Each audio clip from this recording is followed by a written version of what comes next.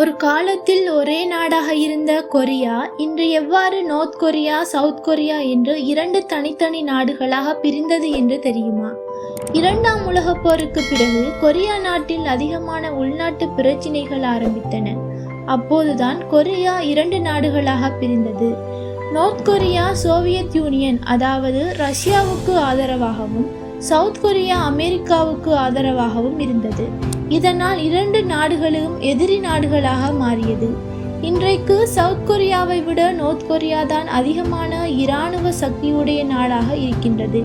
உலக அளவில் சக்தி வாய்ந்த நாடுகளில் நோர்த் கொரியா முக்கியமான நாடாக உள்ளது.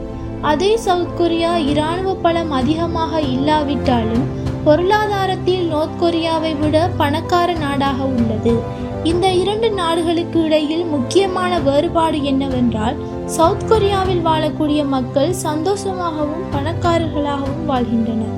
ஆனால் நோர்த் கொரியாவில் வாழ்கின்ற மக்கள் எவ்வாறு வாழ்கின்றார்கள் என்கின்ற விடயம் வெளி உலகத்தில் யாருக்கும் தெரியாது.